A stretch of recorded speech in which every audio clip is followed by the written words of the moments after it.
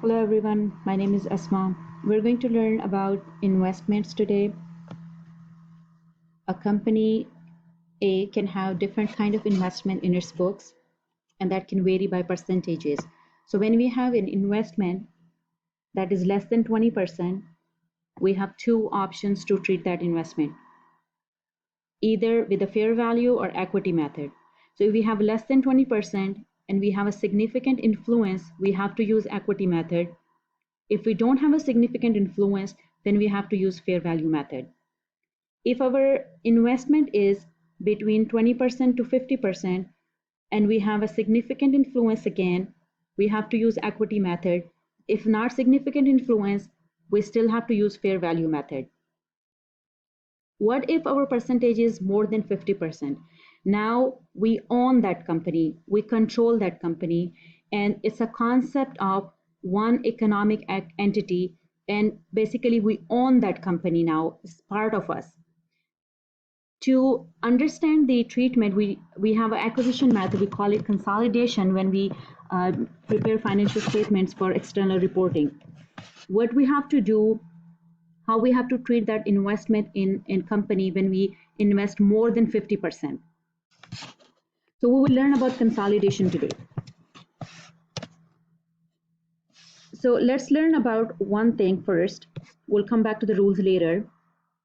That a company P acquires company S for $1,000 on January 1.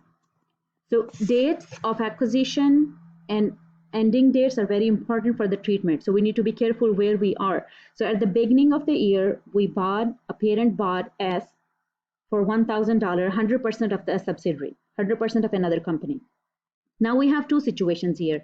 Either we purchased the share of subsidiary what we acquired and what we paid was equal, or what we paid and what we acquired is not equal. Either we paid more or less.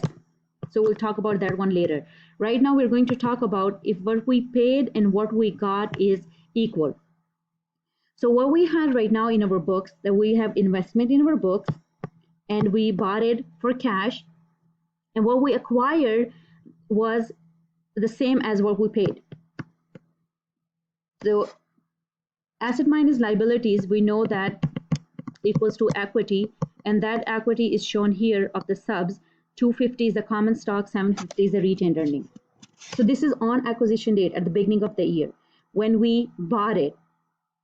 So what we're going to do when we are going to consolidate. So now we have to learn about the rules, what we have to follow whenever we consolidate. Whenever we are going to consolidate, no matter what percentage we own between 51 to 100, we have to add 100% of assets of parent and subsidiary, liabilities of parent and subsidiary, similarly revenues and expenses after considering intercompany transactions. So we are going to add line by line all the items. In consolidated balance sheet, we will have only parent's equity if we own 100%.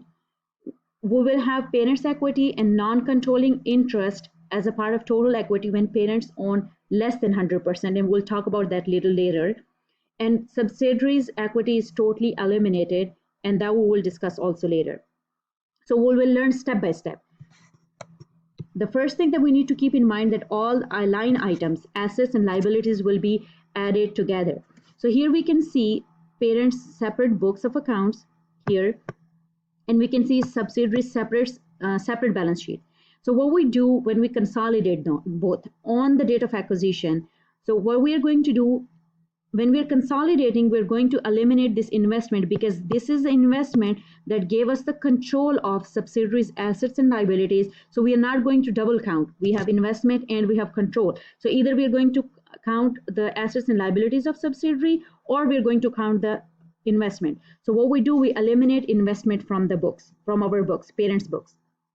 And then asset adds to the asset, subs and parents and sub asset add together. Liabilities of parent and sub also add together. We eliminate subs stock holdings, common equity stock, because that's what we acquired. And we only, the parent share capital goes to the consolidated balance sheets. So now we can see that we have this financial statement. consolidated balance sheet right now. Let's talk about, this is all happening on the date of acquisition. So what happens when we paid, so this is a general entry you can look at, when we paid is equal to what we acquired. So we'll talk about these items.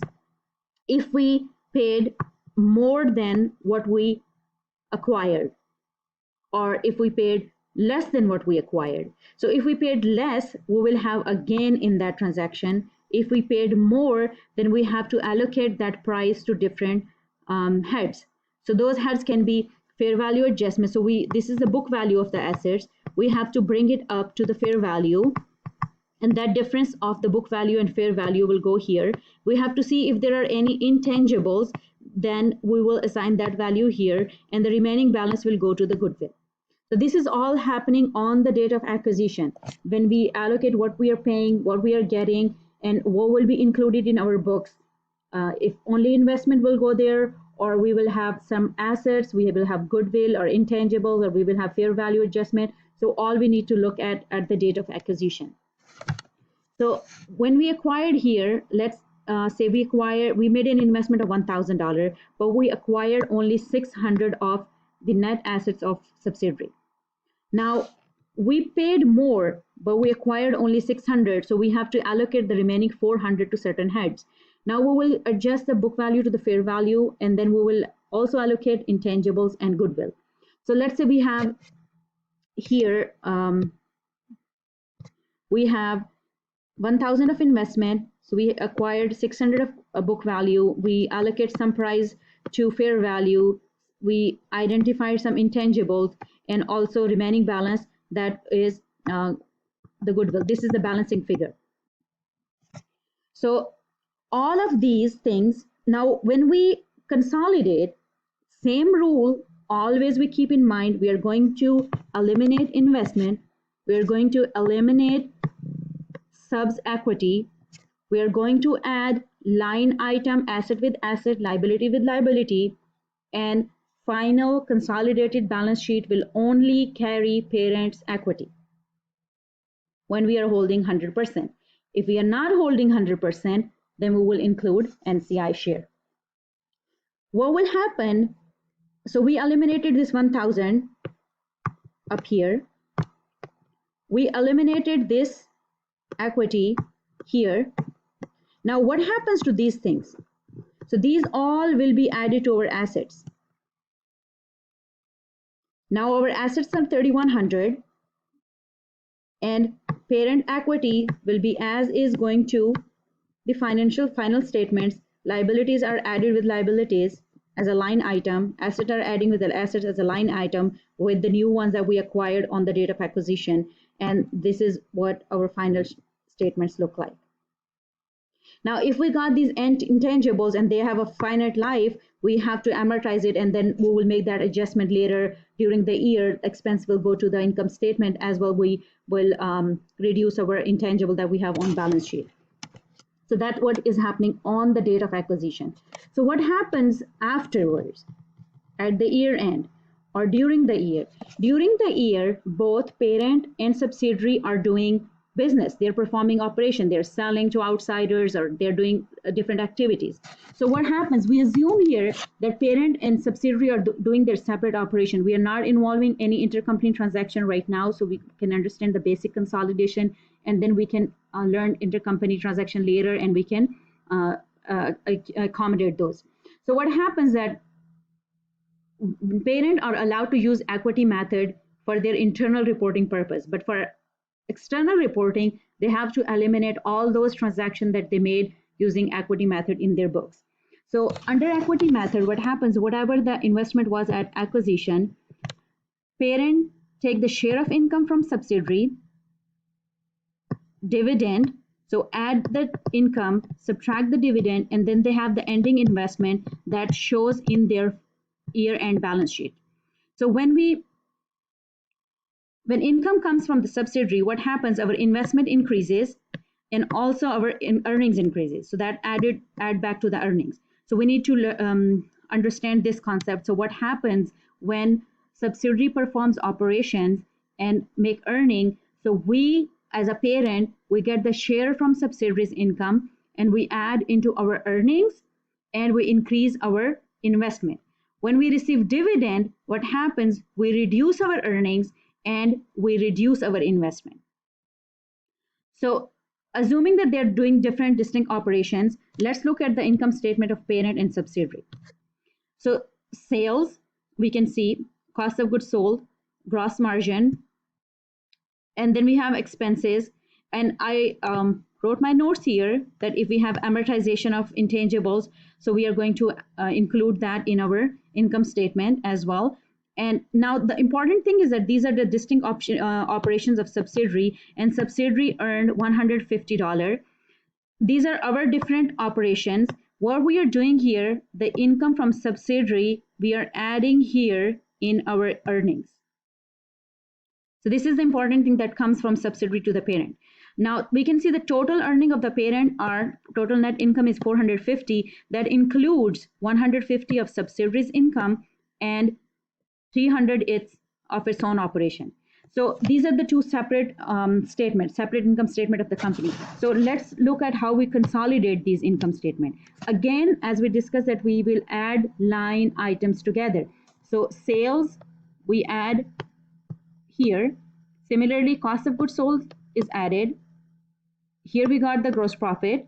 Now expenses, we are adding as a line item. Now when it comes to the investment income from subsidiary, we don't add this investment because this is intercompany transaction. This is not from outside. This is from the subsidiary. So we are not recording anything here. So we got earning before tax, then we add up the taxes as a line item, and this is our total income. So this is the income of the group.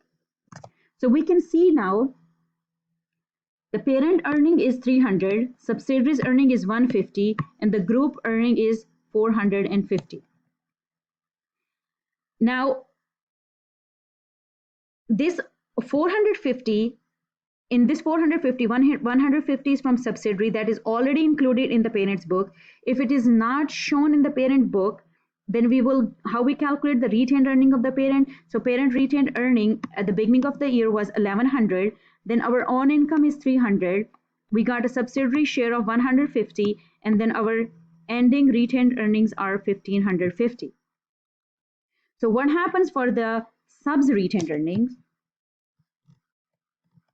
Sub beginning retained earning were 750.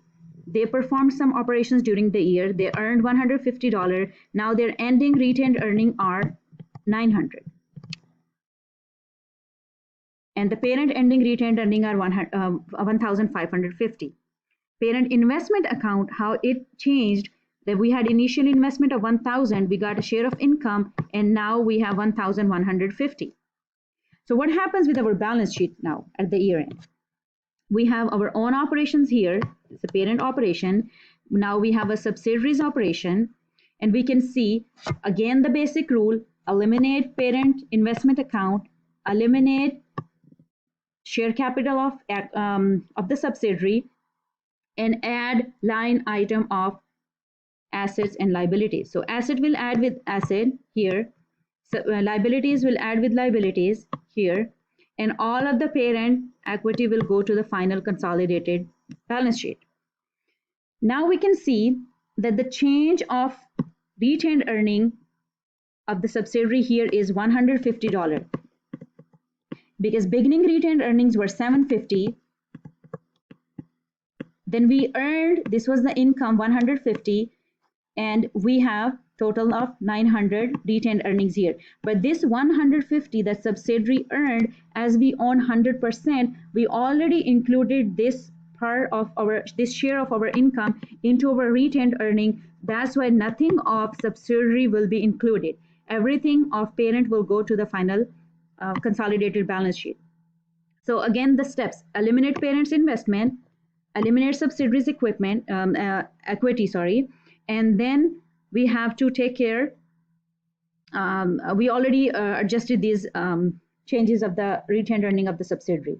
Now, in exam, an examiner might ask, might give you different percentages of parent and subsidiary, and then give you the retained earnings number and tell you to calculate the consolidated. Always keep in mind, we do not consider subsidiaries equity at all. Only in the consolidated books of accounts, only parent's equity goes there. Okay. Now let's understand, what if we don't own 100%? So the situation is a little different, but not hard. Now, assume that parent owns only 80% of subsidiary, so 20% is non-controlling interest. So we don't own that 20%. Let's say on acquisition date, we paid 800 and we acquired 80%. So this is our acquisition entry. So we'll go a little quick on here because everything is same. So we only have to understand one different point. So again, the same concept. Parent statements are here. Subsidiaries balance sheet is here. We are going to eliminate parent's investment. We are going to eliminate sub's investment. We are going to add asset of parent and sub together. We are going to add liabilities of parent and sub together. Now, what we are going to understand is here, the difference of 100% ownership and 80% ownership. When we acquired these assets, we acquired for $800 and our percentage was 80%. So it means that the total fair value of the subsidiary is 1,000. So remaining 200, we don't own that. So that 20% is non-controlling interest.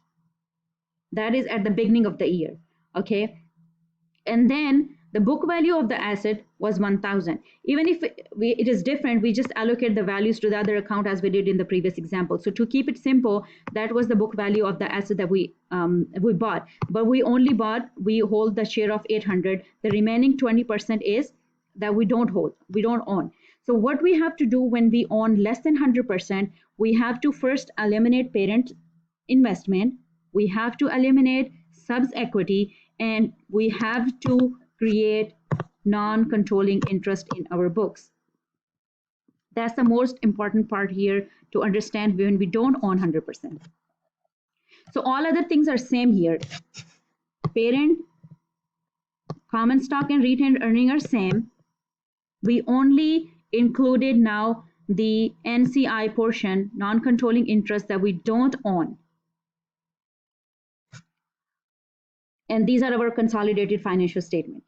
So when we consolidate, when we don't own 100%, we have to show a portion of what we don't owe in our equity section. So basically, it tells us the asset minus liabilities is what comes to the equity. We included 100% of asset and liability in our book, and we exclude the 20% from it. And then our books are basically what? 80% that belongs to us and 20% belongs to non-controlling interest or other owners. Now, let's look at during the year, what happens when we don't own 100%. So I started with the gross margin here. But the other income statement is same as we did in the previous example. Now we can see that a subsidiary earned $150, but we own only 80% of it, and 20% we don't own. That relates to the non-controlling interest to other party. So we include only 120 from here to our books. That is included in our earnings. Now our earnings here show 420. That includes subsidiary's share of 120 and our share of our own operations, $300. If we talk about the consolidated income statement and how we do that, as we know that we have to do line by line, so we add here everything, we add expenses, we add line by line all expenses here, and when we calculated, and we are just going to ignore the same item that we did already for intercompany earning that we earned from subsidiary. So we are not going to include that in our, this earning we are not going to take into account here in consolidated accounts because this is intercompany. We earned from ourselves. So what we are going to do here, we are doing, when we are consolidating, this is the final amount, 450. That is the group earnings. Now we can see that this group earning, how we are going to attribute it to the parent and how much is going to attribute to the non-controlling interest. So for parent, we can see how much is 150 is the amount that the subsidiary earned total, and 30 belongs to, we can see here that 30 belongs to non-controlling interest and remaining 420 belongs to parent. We can do in two ways, I would discussed earlier, how much is the share of parent and how much they earned by itself, that is 420. Or what we can do, we can take total and we subtract the NCI share from share of income, and we can get the parent's share, total share of parent's earning. Now we can see where the numbers flow from this income.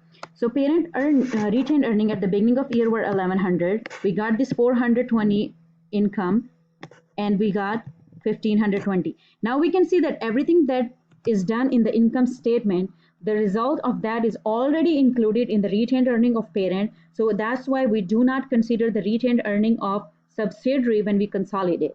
So everything is already included there. But what happens for non-controlling interest? When we bought at the beginning of the year, non-controlling interest was 200 and their share of earning is 30. So we are already representing everything that we don't own in the equity section. Now, what happens to the subsidiaries' total retained earning? At the beginning of the year, subsidiaries' retained earning were 750. They earned 150 and the total retained earnings are 900 at the end of the year. Now, what happens to the investment account of the parent? So how parent intake investment, initial investment, what we bought for, it was 800. Our share of earning was 120. So our ending investment is 920 in our books at the year end. Now, when we are going to consolidate, what we're going to do, the same rule that we followed every time. These are our standalone parent books. We have subsidiaries book, and then we are doing consolidation. So rule number one, eliminate investment of parent, eliminate equity of the sub, add line by line item of assets and liabilities. All the retained earning and common stock of parent go to the consolidated financial statement. What is different now that we need to take care is the NCI portion that we have to show when we don't own 100%. So this is the 230 that is coming from the NCI share. The change of NCI, now it is reflected in our year-end balance sheet. So always follow the same rule. When we are consolidating, we are going to eliminate parent's investment. We are going to eliminate subs equity. We are adding all assets line by line. We are adding all liabilities line by line. And we are going to create non-controlling interest when we don't own 100%. Also, what we have to do, this was the basic concept. What else we have to do? We have to consider intercompany transactions when we are going to consolidate, always. We have to look for if we made any sales, if we sold any assets between parent and sub, or we had any non-depreciating asset like land, or we have any retirement of debt. So we have to consider those adjustments too. So this is the basic, what happens when parent and sub consolidate on the date of acquisition and after the date of acquisition, and what happens when we don't own 100%. So hopefully it gives you the idea of consolidation, what's going on when we're consolidating, and we can take care of intercompany transactions also. Some of the important things that we need to consider here are, in an acquisition, the net income of newly acquired subsidiary. So if previously we own only 15% or 20%, let's say from January 1 to September 1, we own only 20%, and we acquired additional 50% here. So the 70% of the income we will consider from the date after the acquisition, not before the acquisition. So we have to consider the date. The date of acquisition is very important. So when we calculate the net income share of subsidiary, we take 70% from here onward. 100% of asset liabilities, revenue expenses, after taking care of intercompany transactions are added. Do not fall in the trap of percentage given. We have to add 100% of assets, 100% of liabilities, revenues, and expenses, everything 100%. And we just show what we know, what we don't own in the NCI section in the equity. If there are dividend paid by parent and subsidiary both given in a question, what we are going to do, we eliminate, as we eliminate all of the subs equity, only parent's dividend will be shown in the balance sheet. Sub dividend, what they paid to the parent is already flown through the income and went to the retained earning of parent. What is the NCI share will be shown as a part of NCI. So when we reconcile net income with the cash changes in the operating activities, we have to use the total income, total net income, both the parent share and net income, non-controlling interest. We don't only compare our share with the cash activities of the sub. So make sure we can, when we compare, we have to use both.